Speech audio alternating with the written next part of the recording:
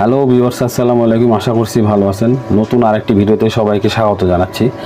আজকের ভিডিওতে আমরা আপনাদেরকে জানানোর চেষ্টা করব জরুরি পরিস্থিতিতে আগে কি আপনি ক্লাচ ব্যবহার করবেন নাকি ব্রেকের ব্যবহার করবেন। আশা করছি পুরো ভিডিওতে আপনারা সবাই আমাদের সাথেই থাকবেন। বাংলাদেশের বেশিরভাগ মানুষ যাতায়াতের জন্য মোটর বাইক ব্যবহার করেন।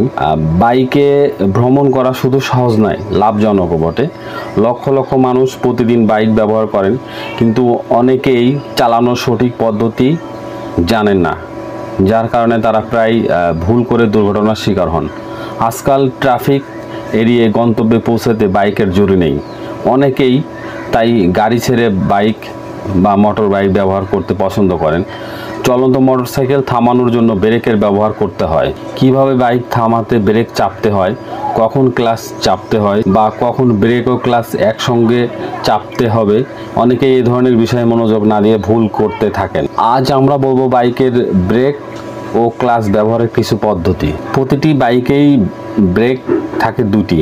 প্রথমটি ফ্রন্ট ব্রেক, দ্বিতীয়টি রিয়ার ব্রেক। ব্রেকিং এর জন্য বাইকে দুই ধরনের সিস্টেম থাকে, একটি ড্রাম ব্রেক, অন্যটি ডিস্ক ব্রেক। যারা মোটর বাইক চালান তারা এই মোটর বাইকটিকে থামানোর জন্য ব্রেক চাপেন, সঙ্গে ক্লাচেরও ব্যবহার করে থাকেন। অর্থাৎ বেশিরভাগ মানুষ ক্লাচ চেপে ধরে তারপর ব্রেক চাপেন। দেখা যায় অনেকে বুঝে উঠতে পারেন না বাইক থামানোর সময় ব্রেক না ক্লাচ কোনটি আগে চাপতে হবে।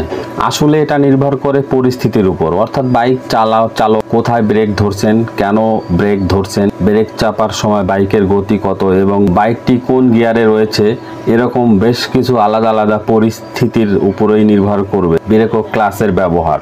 কোন কোন পরিস্থিতিতে ব্রেক ও ক্লাচ ব্যবহার করা জরুরি, এরকম চারটি পরিস্থিতি নিয়ে আমরা এখন কথা বলবো। পরিস্থিতি 1, বাইক চালক ধরুন যানজটে আটকে পড়েছেন, অথবা বাইকের সামনে আচমকা কোনো প্রাণী বা মানুষ চলে এসেছে, কিংবা সামনের গাড়িটি হঠাৎ থেমে গেল। এই ধরনের পরিস্থিতিতে বাইকটিকে থামিয়ে দিতে হবে। ক্ষেত্রে প্রথমে ক্লাচ এবং তারপর ব্রেক ধরতে হবে, এতে বাইক থেমে যাবে অথচ পুরোপুরি বন্ধ হবে না। পরিস্থিতি 2, বাইকটি যখন প্রচন্ড গতিতে ছুটছে, সেই পরিস্থিতিতে আরোহী যদি বাইক না থামিয়ে শুধুমাত্র বাইকের গতি কমাতে চান, তাহলে ব্রেকে চাপ দিতে পারেন তিনি। এরপরে ক্লাচ প্রয়োগ করে গিয়ারটি ডাউন শিফট করা যেতে পারে। পরিস্থিতি 3, আর যদি এমন হয় বাইক আরোহী প্রতি ঘন্টায় 50 থেকে 60 কিলোমিটার গতিতে যাচ্ছেন, এই সময় কোনো কারণে তিনি যদি প্রতি ঘন্টায় 10 থেকে 15 কিলোমিটার গতি কমাতে চান, তাহলে এমন পরিস্থিতিতে ক্লাচে চাপ দেওয়ার প্রয়োজন নেই। পরিস্থিতি 4, জরুরি পরিস্থিতি হিসাবে দেখা যেতে পারে এই অবস্থাকে। ধরা যাক আরোহী জনবহুল এলাকায় অথবা হাইওয়েতে আছেন, কিংবা বেশি অথবা কম গতিতে বাইক চালাচ্ছেন। এই পরিস্থিতিতে তাকে যদি হঠাৎ বাইক থামাতে হয়, তাহলে তিনি একই সঙ্গে ক্লাচ এবং ব্রেক দুটির ব্যবহারই করতে পারেন। অন্য কোনো কারণেও যদি হঠাৎ ব্রেক করার পরিস্থিতি হয়, তাহলেও ক্লাচ এবং ব্রেক দুটি একসাথে ব্যবহার করতে পারেন। ক্লাচ এবং ব্রেক সাধারণত জরুরি পরিস্থিতিতে একসাথে ব্যবহার করতে হয়, কারণ এটি বাইকের যান্ত্রিক অংশগুলিকে ক্ষতিগ্রস্ত না করে ব্রেক প্রয়োগ করার সবচেয়ে কার্যকর উপায়।